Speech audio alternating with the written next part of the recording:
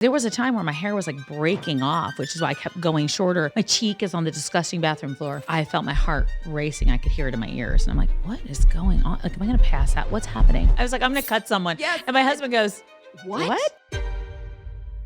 Hey, congratulations. Thank For you. everybody, we are talking Thank today you. about Tamsen's book, How to Menopause. It's fantastic. Thank you. You did such an incredible, which is not a shock because you're such a pro. Ooh, you're kind. No, I'm honest. I had fun with it though. You know, like I spent so many years being a journalist. I was like, oh, it's research. And that's really, you know, I had a good time. I had a good time writing it. So what wasn't probably a good time Yeah. was November 19th, 2019. That was not good. That was not good. Tell us about the moment that really changed everything for you. Like, walk us through who you were, what was happening in your life, and what happened at that fateful day. Yeah. I mean, I was clipping along pretty good. You know, life was good. I was in a new relationship. I was worked the evening news for years. How long were you a journalist for? I'm trying to think. I think again, it was like, I was a journalist for like 25 years, but I think in New York about 15 or 16 years. So a long time. Yes. It might even be longer than that. Maybe 20 in New York, but 25 overall. So that was my career. That's what I knew. Go in, and that's how we met. I was working at CBS in New York City, and that's what I was doing when I first came here. So I had started doing the evening news, where I basically, put New Yorkers to sleep every night. And I was sitting there between commercial break this night around 10:30, and all of a sudden I got this feeling. And if you know this feeling, you just know the feeling that it comes from inside, and all of a sudden everything is like sweat. Head, underarm, boob sweat everywhere. And I felt my heart racing. I could hear it in my ears. And I'm like, what is going on? Like, am I going to pass out? What's happening? I said, if I fall over, somebody catch me, because we were on kind of high stools in the news studio. And the sports guy goes, hey, maybe you should get off the set and just like sit this one out.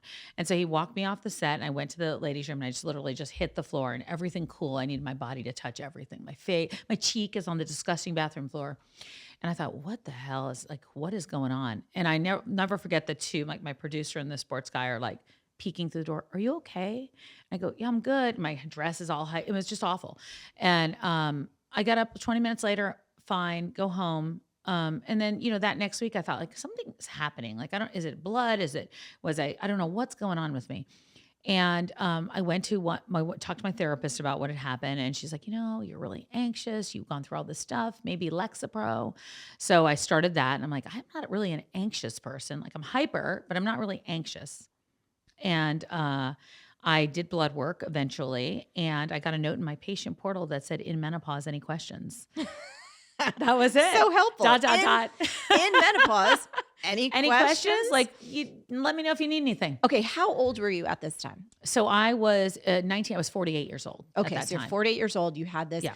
Like, were you freaking out when that happened? Oh, like, yes. What the is going on with me? Well, I thought, am I having a heart attack? Yes. I didn't know. I did everything like in my head. I'm like, oh my God. And what was leading up to that, and what had happened a little earlier that evening was, and it had happened a couple different times, but I'd look at a word. So I'd look at some word, like how, and I'd be like, I'll just skip it. It wouldn't like come in out the of my mouth. teleprompter. You would Yeah, see in the it. teleprompter, I'd look at it and I couldn't do recall. Like, I couldn't recall how to even say the word, but I knew I recognized it. And that had been happening. And I'm like, it's stress, it's stress, it's stress, everything's stress. But I looked back, periods were erratic and crazy, out of control. Every sign that this is what was going on was there, but I didn't know those were those signs. Okay. I have this question for you, because this is really important. I think that we all discuss, and I've been trying to tell every person that I can who's like in their 20s, in their 30s, because I started experiencing crazy shit. And I would talk to Josh about it. And and I love Josh. We just celebrated, we were talking like, we just celebrated 22 years together, but he's also a man. You know what I mean? And he doesn't know. So he's like, babe, you're stressed. You're just so stressed. You're so stressed. And again, not really the most zen person in the world. So on some level, which is how we connected so long ago. Exactly. I was like, well, okay, that makes sense. Maybe he's right. And I know he loves me. So he wasn't trying to belittle. No. But I'm curious, when did you start, and did you ever start having this internal monologue, which was my hint? I don't feel like myself. that is like the syndrome. It's a thing. Yeah, like I It's don't a feel like thing. myself. I Like don't feel what's like going myself. on? I don't feel like myself. I Yep. don't feel like myself. And that was the conversation I would have mostly with Josh. And he's like, "But you always say that." I'm like, "No, I don't." Like you know, It's I a was like, different, it's a different, I don't, yes. the other thing is like, oh, I feel, these are the other words. I feel stressed. I got a lot going on. I don't feel like myself. I've never said that before. And I did I don't have feel that like internal myself. dialogue. How long though? How long before the November 19th, 2019? I'm just curious I would to say, hear. well, I went through my divorce and I went through a divorce in my early 40s. And so everything that was going on for those years, I attributed to that. Yes. And I was like, oh, my hair's falling out, like it's thinning. Like there was a time where my hair was like breaking off, which is why I kept going shorter and thinning, which is for me, I'm Italian and Lebanese, like, or my hair doesn't thin. Totally. I can't get rid of it. It's everywhere. And so, so that was happening. And I'm like, it's the divorce. It's a this, it's that. But where I knew I wasn't feeling like myself is that I was getting up on the anchor desk and it was probably 3 or 4, maybe 5 years before. And I wasn't confident. I was nervous every time I got up there. And I would be like, oh, thank God this show's done, because I didn't want to have a conversation like this where I wasn't prepared for the next sentence. Like I couldn't trust that I could complete that conversation. Yes. That's when I didn't feel like myself. Yes. Because that's what I know how to do. Yes. Yeah. I wanted to say that because if anyone listening or watching right now, and you know, the vast majority of our audience identifies as women, but if it's a guy, we love our men. We love everybody. Yep. Everybody's got a great heart. You're welcome here. But if any woman in your life or person in your life starts saying those words, Yes. right? Like Yes. if someone you love is saying, I don't feel like myself, what's wrong? There's something wrong with me. I don't feel like myself. And there's nothing ostensibly wrong. It's like, pay attention and validate them. Because the most frustrating thing in the world for me was, and again, honestly, I obviously love Josh so much, but he was like, you always say that. I'm like, no, I don't. Like, talk about rage. Talk about rage. Another thing though, I didn't have rage. Neither did I. I can have a temper if I, if you get me fired up. Yes. But I didn't have that click. No. Yeah. It's different. It's murderous. I'm like, if people don't watch out right now, like I could cut a bitch. You know, it's like, it's crazy. I said that. I was like, I'm going to cut someone. Yes. And my husband goes, what? Did you just say? I know. And obviously we just, obviously we would never do that. Okay. But we're not going to do that. We're being honest about the thoughts that run around in our head that feel very, very, very unlike us. But those are real thoughts, and women have felt that and don't know what to do with that. And I think that that's where men and or anybody else come into the conversation. And I've really watched this as the conversation has started to progress a little bit, is that I am seeing husbands or boyfriends or partners or brothers or, say like, how can I support? Which I can't wait to hear more of that. Oh, because I think it's a really big deal. It's a really big deal. And I will say this too, because again, I'm speaking from my own experience. Josh was always also trying to support me, but didn't know how. Exactly right. And I didn't understand what was happening inside my own body. So there's 2 places I want to go. First, I want to go to all the money I wasted on a bunch of tests that told me shit. Yep. And then I want to go to a huge thank you for your documentary, which I want to talk more about because Josh and I watched that together, and it felt like that was a clicking point for him. Yeah. Because I was like, look, I can tell you all this. And we all know this with our partners. Yeah. You can talk with your partner until they're blue in the face, but they have to hear something from someone else or watch it or see a book or what. That's the only way we all do that. Sure that it's correct. That's right. That's right. So first though, I think it was probably in my late 30s when I started just really doing a deeper dive on my health. And it was more honestly from a perspective of, me, I'm like, I want to optimize. I want like longevity. I want to be the best. It's like my type A overachiever to the next level, right? Many of us can identify with that. No. So anywho, I just kept hearing, okay, your hormones are great. Your hormones are great. And because I'd never really had an education on that, I just took everyone at face value, and it's all normal. It's all normal. And I was like, okay, it's all normal. And some of my first signs that was not right, I'm Italian American, all of a sudden, gastro issues, including out of nowhere, it was like, are you celiac? I'm like, are you kidding me? I've been Not eating even pasta possible, right? and bread my entire life. Like, Isn't it unbelievable? Yes. And I didn't know that changes in our Mm-hmm. microbiome. Mm-hmm. I did not know that gastro Yep. issues, all this stuff. I'm like, what is going on? And Where your stomach is like, you eat and it goes like this, and yes, pain. yes, I know. I never had it either. We had pizza Friday nights. Every Friday night, my father made homemade pizza. Now I'm like, it will twist me into a pretzel, honestly, to have that. yes. Yep. So again, I want to say these things out loud. So for all of our listeners, if you happen to be a little pre the stage that we're talking Yes. about, and you're just stuff's going on with your body and your emotions, and you're like, what is happening to me? You need to pick up a book like How to Menopause, because it's going to help you. Yeah. It could honestly save your sanity in your life. And I do not, that is not an overstatement. Thank you. And your time and your money too. Yes. Because that's what I let's think is talk so about important. those tests. Yeah. Well, you know what's interesting? I actually just did a screening last night of the documentary, and one of the questions that kept coming up, because we do a Q&A afterwards, and it was a virtual screening, and it was about hormones, because we do like different ones, and this one kept coming up about asking about tests. And here's the issue: when you're in perimenopause and you're in this time frame and you're looking for hormone tests, your hormones are all over the place. Yes. So today it could look one thing, in 2-3 weeks it could look like something else. And I wanted to make sure that we were right about it, because there are a lot of tests that are being offered out there. And that doesn't mean you shouldn't do blood work and see where you are. And I have very low vitamin D. They always are checking that. Right now, where I'm a postmenopausal, which I just say menopause, cholesterol levels have changed. Like, I never had high cholesterol. Now my cholesterol's changed. I'm like, what? You must have my tests mixed up with somebody.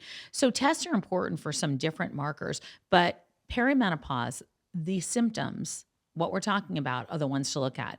And that really is how most doctors will diagnose that. It will not be because of a blood test. Yes. And that comes from doctors. Absolutely. And I want to say this, and I want to also go back to the cholesterol thing, because I've gone through this little journey too. So one of the learnings that I've made, which was really helpful for me, and for all this time, literally for years, it was like, oh, you have to have your hormones balanced. That's some bullshit. There is no that's not such a thing. thing. Nope. There is no such thing. So everyone, possibly, again, Yes. Tamsen and I are saying that's like great. We've talked about health and optimizing health a lot on this show. I am all for those tests, all for all the things. But when it comes to hormones specifically, it is based on symptoms. Yes. You know, and this was interesting. So I started working with a new hormone doctor.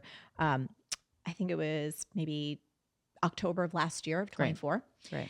And one of the things I loved that she said to me, she's like, hey, Marie, I'm looking at your numbers, because she wanted to know, but I knew it was bullshit. And she wasn't telling me that like we're going to base anything. So like, I'm just curious to see what's what. So that as we possibly try different things, we can start to understand how you feel best, and just look at everything, little dashboard. And I loved that she said to me, because she's like, so your estrogen looks like X, Y, or Z. It's like actually really high. She's like, but that's not necessarily how you feel best. And I was like, it was such a light bulb moment for me. And especially too, because years earlier, and this is no surprise, that it was like, you know, some folks would say like, wow, your testosterone's really high. I'm like, yeah. I know. I'm like, that's me. You know, like, I don't see a problem. It's always been. Like, that's just who I am. Right. So, but it was really such a helpful frame.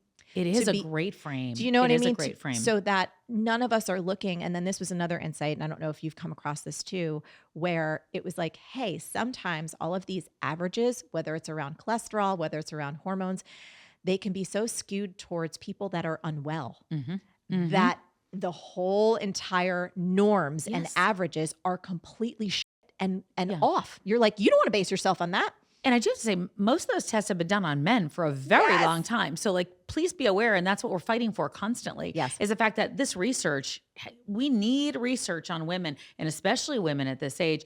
I want to go back to what you were saying about in your 20s or 30s, because it's never too early to start looking for some of this stuff. You know, menopause, perimenopause, that time frame can be up to 10 years of some of this fluctuation. Not meaning that you're going to be miserable for 10 years, but awareness is really important. I wish that there were a baseline at 35 years old where, you know, you say like, hey, start looking for some of these symptoms, because there's a list of 30 plus symptoms. Yes. Any of these, just kind of keep an eye on and let me know if you're seeing them next time you come in, or if you're seeing too many, make an appointment. Because I think that that's where we miss we miss that for women. We know to do that when it comes to mammograms. We know to do that when it comes to colonoscopies. We have all these baseline numbers when we should be doing these kind of tests, but with something that hopefully, if you're lucky enough to go through, Yes. how have we not mention that to women I know. when we're sitting in there, and and so that part of it past the reproductive years just kind of falls off the timeline. Yes. And that's what we have to fight for. I think that's such a great idea. Like imagine in your early 30s, there's like that 34 or 36 symptoms. It's like, here, just have a peek at this. Just see any of this starts happening, and you start having that conversation in your head, like, I don't feel like myself. I kind of feel weird. When you hear those words, like, really, yes, pay attention. Because I feel like I suffered for so long, and I thought I was going bonkers shit's crazy. Like so many different things through my mind. And oh, let me tell you this. This was one of the most fun things for me. Fun things for me. Oh, when I got my first little estradiol patch, my little film. Yes. I couldn't believe it. I thought it was how you were different, how you felt. OMG. I know. One day I went from going like, am I going to wind up in an orange jumpsuit because I've murdered someone to like, holy shit, Marie's back. Oh my God. I like myself again. Like what happened? I love you again. I know. I know that doesn't happen for everyone. But it doesn't. That was my experience. But I absolutely believe it. I mean, it is. I think it's a lot of things too. And this is what I really believe. I really believe that if you are aware of what's going on when you go into this, and you don't feel so confused, and you don't feel so alone, and you feel like you're taking charge of your body because you have knowledge, it's so much better. Yes. And if you can't do that, which a lot of women have not been able to because we didn't even know what to look for, that's when you're like kind of in the dark trying to figure out what's happening and feel embarrassed because you don't even know how to explain it, except I don't feel like myself. I don't feel like myself. And I will say this because we do have a lot of type A overachiever type humans. That can be also extremely, I at least felt weak. Of course, I feel anger about myself. Yes. And it's like, what's wrong with me? I can't hack it anymore. And then you have the absolute avalanche of really wonderful thoughts. You're over the hill. You've peaked. It's all going downhill for right? Best years are behind me. Yes. You wish I was who I was back then. Yes. Yeah. It's interesting. I really actually love that you say that. So I went, I think it was like in 2018, maybe, or 2017, I guess. And I started coming up against this phrase, now what? I kept going like, now what? I don't know. Like, are we like, what is next? Like, I couldn't figure it out. And I was having that feeling of like, my best years are behind me. Yes. What is the second chapter? Is there like, what is that? And I just was hitting this wall constantly thinking like, wow, this is age. Like, this is it. This is what they all warned me about. They all said it was coming. But what I didn't I didn't believe them. I didn't believe it. I never thought I'd get here. Yes. And, but the truth is it wasn't. It was that my body was like completely changing. My periods were, I was doing the news and I would stuff a tampon because at that time, like I didn't want to be seen carrying it around. Now I'm like, but I stuffed it in my cleavage to run to the bathroom in between commercial breaks to like go and change really fast because my period was out of control, but no one said like, hey, that could be perimenopause. And again, I was like, oh, it's stress. Yes. It's stress again. Don't you love how, again, I'm the first one. It's like, it must be my fault. It's me. I caused this. I caused this. Yep. I'm doing this. Yep. I'm the bad one, I'm the stupid problem. one. I'm the problem. Yep. Yeah, it is. My yoga teacher, this was another one for me that was so fun. I love all your fun stuff. I have so many fun things. This is why I love having this conversation because we've known each other so long too. So a big part of my life is also physicality in terms of I dance, I work out, I move. And I think this was probably about a year ago or so. And I started feeling like creaks and aches or pains, right? And I was like, what the hell? Like, just, and I'm the girl, I'm from Jersey. Like, I've been at Gold's Gym my whole life. Me too. You know what I mean? Love Gold's Gym. I am like, get me in there with the dirty, grimy, gritty. I want to be in the weight room. Yes. Yep. I am throwing up weights. I'm psyched about it. Thank God somebody pulled me out of a tanning salon, 20 years ago, or else I'd still be in there. You know what I mean? I'd be a raisin, but I'd be tan. You'd be tan. And my French manicures, I got the pictures to prove it. Anywho, working out, and I'm just like, what? And feeling stuff in my body that I never felt. And actually, one day, in Sag Harbor, I was my yoga teachers, Rodney and Colleen Zaid-Minier. I was in Rodney's class, and I looked at him, and he always like, "Who's got requests?" And I speak up. No one in yoga Yeah. class, they just like they're They're all like, silent, and I'm like, hamstrings, you know what I mean, yeah, like lower yeah, back, whatever. And I say, "Hey, Rod, I got stuff going on." And he's like, "What are you talking about? You never have stuff yeah, going on," because I've yeah, been yeah. practicing so long. And I was like, "I don't know, it's a little scary." He looked at me and he said, "Marie, it's chemistry." And it was Oh, such a gift wow. because Yeah. in one sentence, him Mm-hmm. just saying it's chemistry. And they say, "Wait, how old are you again?" Because we hang out with friends. And I told him, and he was like, "It's chemistry." He's like, "Stop being so hard on yourself." And Wow. Isn't that awareness nice though of oh, somebody? it was so good. But that also, that made me dial up. I was like, I need to get on this hormone doctor shit Yep. Yep. immediately. And I will say, the second that I got my cute little patch on, I can't all wait till we find something that takes the glue off. That's my only problem. yeah, I what want are the you glue. using right now? I use olive oil or I use like Coconut. Yeah, me coconut too. oil. Oh, Yeah. But I man, like I don't that's even the want it on I there don't for want I it. want it to not be like that big mess Yeah, of it like the till like dark day little 3.5. I know.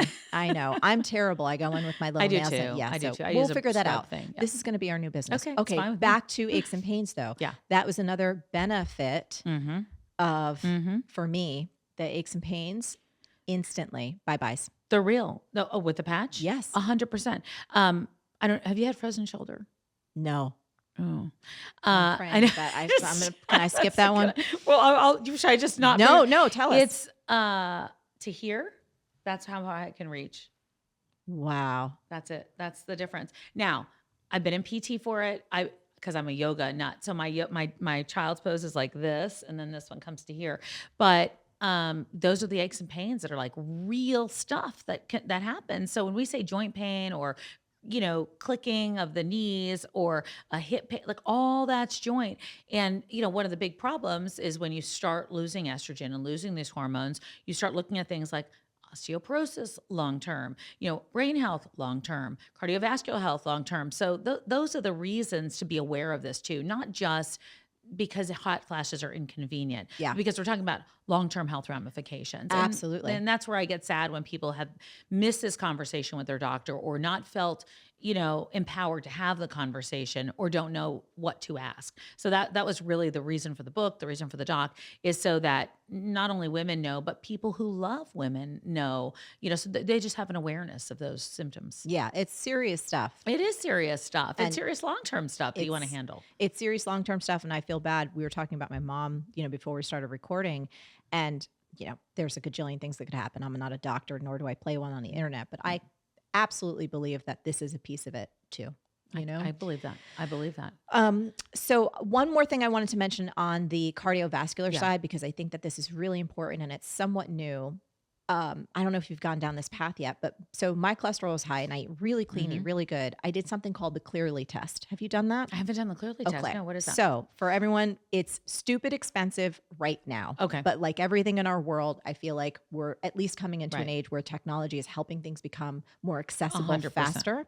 So anywho, though, everyone was kind of miffed. I'm like, you eat really good, you exercise and work out, but these two cholesterol markers, those were the only things that were kind of not good. And so Right. like, we got to check this. So the Clearly is one of these somewhat new tests where they can go in and absolutely know without a shadow of a doubt what's happening in your heart to see if there is any blockage. So it's Wow, okay. past the calcium test. Right. And I know it that goes one. a deeper Right. level. And my score came back 0. And so when I talked to, they were like, you're actually part of a new cohort Wow. of people that we've never seen before that are extremely healthy, eating clean, doing the lifestyle stuff. And then when we actually look inside their heart, there's no blockage. So Oh my it's gosh. kind of rewriting. Yeah, it and is. again, what we've all been taught to understand and believe. So I just want to also say that out I loud. like that. I'd like to look into that. Yes, Yeah. I'll share That's amazing. after Yep. off camera, but I want to say that out loud because once you start going down these rabbit holes of understanding your data and understanding your numbers, if you're in this world where you're already stressed, you have more anxiety, there's tons of shit going on, and they're like, oh, now I got to work. Like, you know what I mean? Yeah. Now I'm going to die of a heart Yep. attack too. It may not be so. I just wanted to say that there is just some nuances developing that we should know about. I love that. We should know about them. And I think there's going to be more as we go along because I think people are demanding more. Yes. I think once we have more women in a lot of these tests, especially with regard to age, Yes. I think we're going to see different things. Right now we're measured with, a lot of different kind of numbers and tests and data. And I mean, women weren't even required to be in these tests until like midnight. Can you imagine?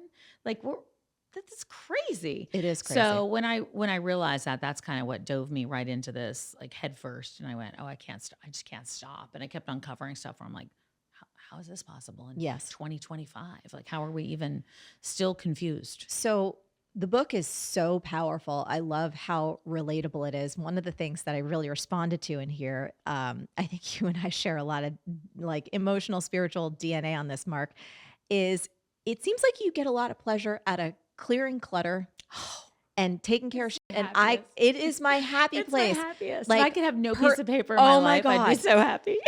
Can I tell you, like, a good weekend for me, or like if I have some time off and Josh's like, what do you want to do? I'm like, I want to clean my closet. I want to get rid of that junk drawer. I talk about hot zones in the house. And I'm like, that cabinet's definitely got some old shit that I want to see open space. And I'm like, is this just you? Are we just weird? Or is there something? I'm curious if there's something that's happening now. So so here we are recording. I love that you say that. Even I was just thinking as you say it, I'm like, that closet in the office. Yes. I'm actually like starting to sweat. Like I got to get to that this weekend. I was just going to say, you know what I thought we could do too? You and I can hang out. You can come over to my house. I'll come over to your house. We'll check each other out and make sure. Well, it's just fun to purge with a friend. I love doing that. That would be amazing. And I think that there is something symbolic about shedding. So in 2025, apparently this is the year of the wood snake, and it's all about shedding. I'm there for it. I've been here for it for like decades, but yes. And I love that you also talk with just iconic Norma Kamali about like, do you want to tell that story that she told? Because I think there is something in this stage of life. Again, you could be in your 30s, in your 40s, your 50s, your 60s and beyond. And you might be in a space of like, I'm so done with the old me and done with this clutter and this clothes and these artifacts that I'm just ready to release. Yeah, it feels so good. It's so funny as you're saying all this stuff. I'm like, there's more stuff I got to get to. Yes, today. Yes, I'm literally coming over, and you're coming to my place. I interviewed Norma, and she's just an icon, an amazing New Yorker first, fashion icon second. Like I can't imagine the life that she's lived. And she's also Lebanese, so I'm like, oh yes. So I really had a great conversation with her, but what she told me, it just stuck with me. So she had, when she was young, growing up in New York City, she'd like go by these big expensive places, and she was like, one day I'm going to live there and have this big apartment, a great fancy apartment. And so she finally got to that place and bought all this stuff everywhere. And she said she got into it and she was like, I can't be creative. I can't think. I can't. She went on a trip. She went to India. It was like her 50th birthday. It was her 50th birthday. Yeah. Which I think has a lot. I think it has a lot to do with that. I think that shedding part. And she came back, sold the apartment, sold every single thing in it, moved to another place that was like completely clear. It only has stuff in that apartment that she uses. So she has a table because she uses the table. She has a jar because she uses uses it for flowers, whatever it is. She said it totally changed everything. And I think when I heard that story, I couldn't forget that story. Like it was years ago when I interviewed her for it. And I was like, oh, wow, I wonder if I'm going to get to that next level of clarity, clearing and all that. And I did. And it has been amazing, like amazing. I can't keep stuff. No, me neither. No, I'm allergic to it. No, and I am think too. One of the makes my head, I can't think. No, same. Yep. And I feel like one of the other kind of beautiful gifts of this time, we talked about some of the hard things, and there are many hard things. We didn't even like peel the surface. I talk about it like a tiramisu of stress, like the tiramisu of stress stack that just keeps going. I'm like, this is not a cake that I want to eat. That's so Italian. I love it. It's here. But on the beautiful side, on the awesome gift side, is the possibility of reinvention. And I think I want to talk about how, this is a big career shift for you. And I think that so many of us reach a point somewhere near midlife where you're like, old stuff, been there, done that. But the new stuff isn't ready yet. Yep. And so a phrase that I've been living by that I want to share is that the clearing has to come before the clarity. Oh, so good. This So notion true. of shedding, and it takes a lot of faith, It does. and you have to kind of be in the void, and you have to be willing to be in the blackness and the darkness and the emptiness before something new can be born. Yeah. But for type A folks, for high achievers, to that lack of control, that lack of clarity, that lack of knowing or understanding, like this is my next move or this is my Here's next where I'm step. going. Yep. Oh my God, it can send you in a lot of bad places. But for me, the clearing has to come before the clarity has been such great. Isn't that fun? It's great. And then it's great because it's so true. I know exactly what Yes. you mean. I can visualize both sides of that. Yep. Yes. Visualize both sides of it. So tell me, what was it like? Like, did you make a decision? Did you know in your body that you're like, I need to leave the network? Walk us through that. I didn't make it like that, like so clear, which was hard for me. So this was happening, and I was on social media talking about it, and then that started like Talking having about some reaction. menopause and About menopause, perimenopause. I got on TikTok. I read 34 symptoms, and all of a sudden, women were like, "Oh, me too," and I went, "Oh." And the reason, in full disclosure, I went on TikTok is because I had so many people at work that I knew on my Instagram. I'm like, I don't think I want them to know this part yet of me. Yes. But TikTok was new and unexplored. I'm like, see what happens. Yes. And so I didn't really know what was happening. We were in the, pandemic time, and I just kept, when this happened was 19. So 20, I go into the pandemic time, and I'm like, I'm still researching, looking, paying attention to what's going on with menopause, talking to as many doctors as I could. And I kept going into work, and the story of COVID was so important. And so I really realized, like, this is what journalism is about, like helping the community. Like, it got back to my real roots of it all. And as I kept going further into the space of midlife and women in menopause, I was like, I can't stop to thinking about it. I just can't. And so I did have to clear a lot. Like, I was, during that time, I got married again, for a second time at 50 years old. And I had at that point gone into a new apartment, and it got shedded a lot of stuff. Like, I didn't have anything. We had like a couch. I was like, maybe I'm living my Norma Kamali years. It was just very clear. And it was just me and the computer and paying attention. And so I would go into work every day, but my focus was elsewhere. And so I had a conversation with them, and I said, listen, like I didn't know any other job, but I was a waitress, and I was a news anchor. Like, that's what I did. I was a server, news anchor, then now I don't know what. And so that was where I felt comfortable. And I went into them and I said, look, I am like really obsessed with women's health, and I really want to talk about it on television. So they were great. They let me do that. I had a 4:00 show that I was able to talk, but it wasn't enough. Like, I just couldn't stop. So when I finally made the decision, it was about a year before I left. They wanted me to sign another contract. And I said, I just have to be honest with you. Like, I don't know. And I was petrified. And I kept thinking, if I don't do it now, when am I doing that? Like, when am I, and how many women are suffering as I'm not doing what I think I want to do?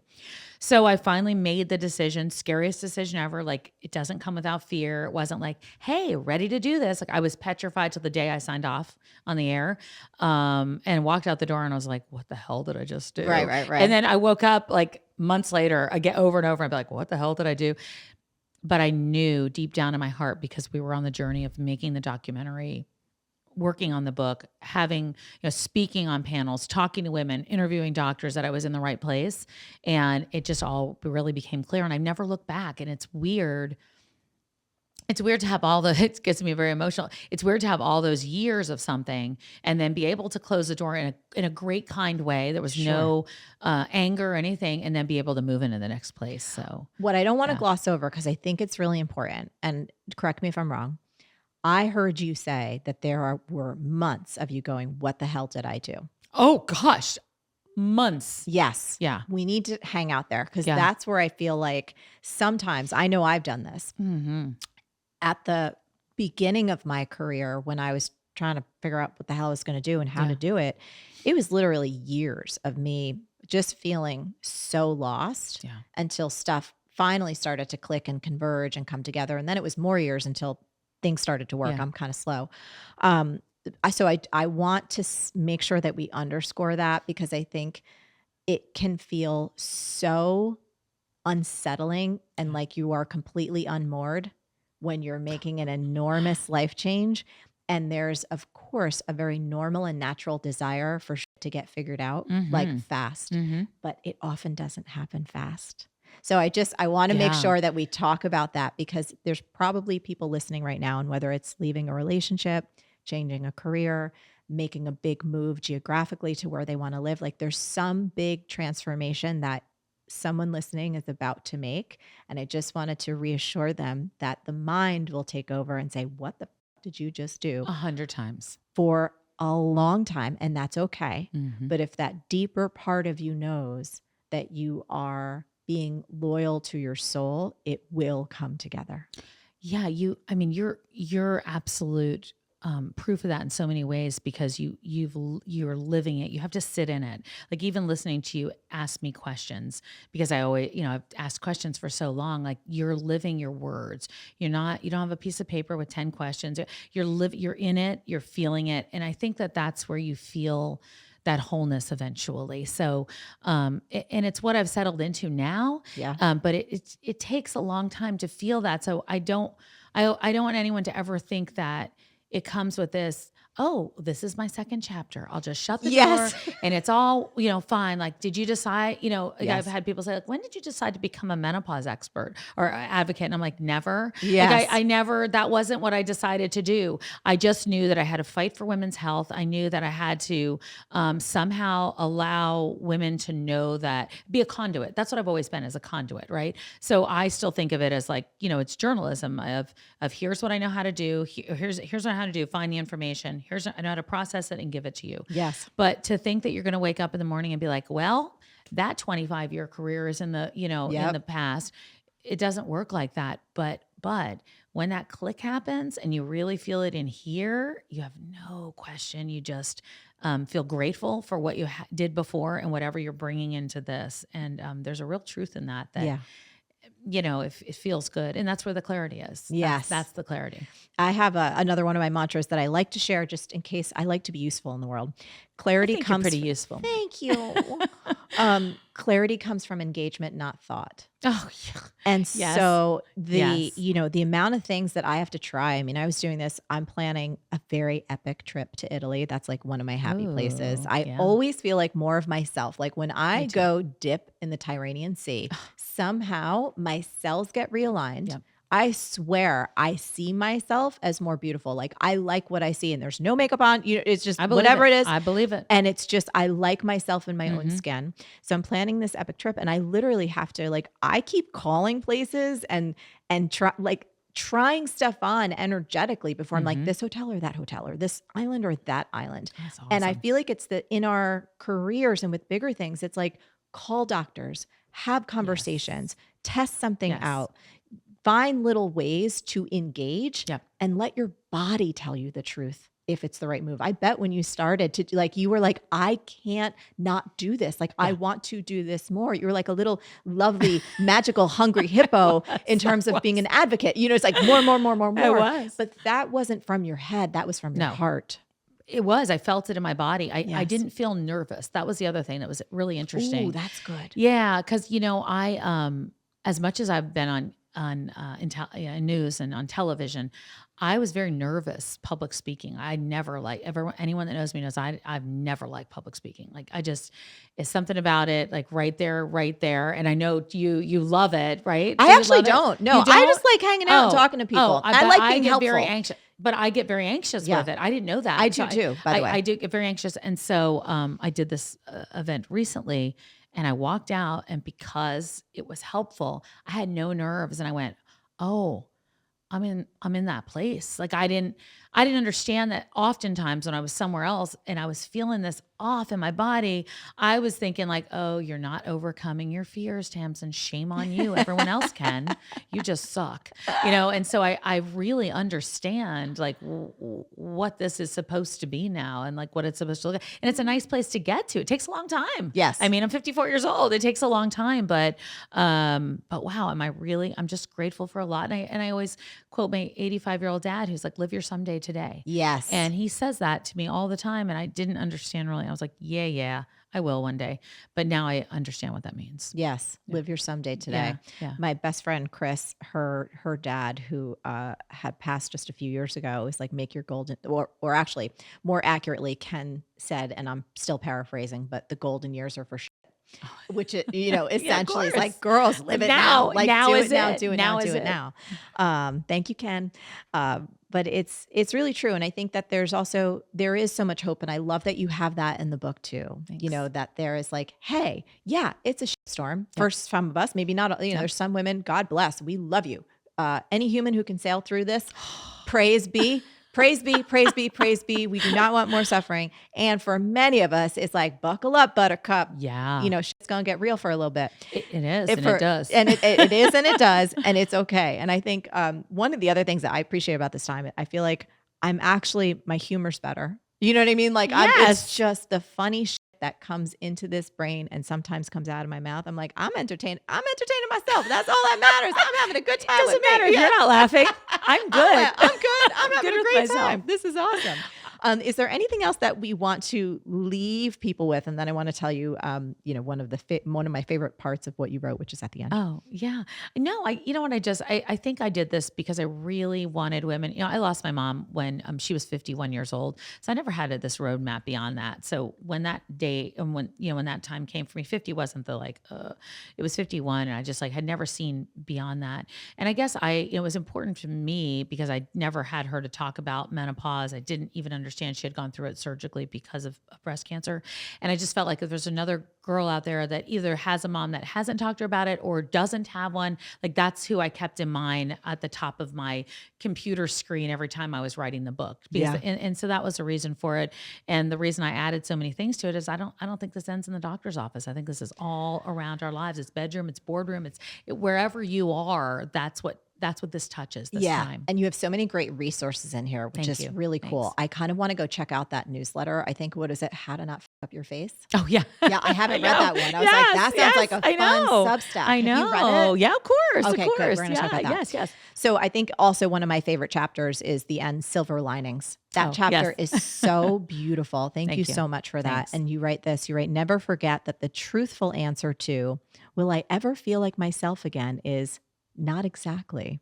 You will feel good again, but you'll feel like your new self. Thank you.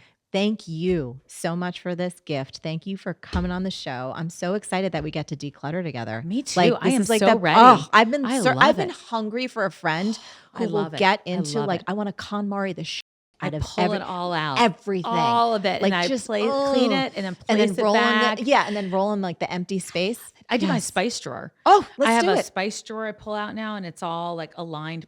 It's labeled. I have a label maker. I have 2 label makers. We're in heaven. Okay, BFFs. I'm really happy. Thanks for this, love. Thank you. Hey, if you loved this video, you need to watch this one next. Trust me on that.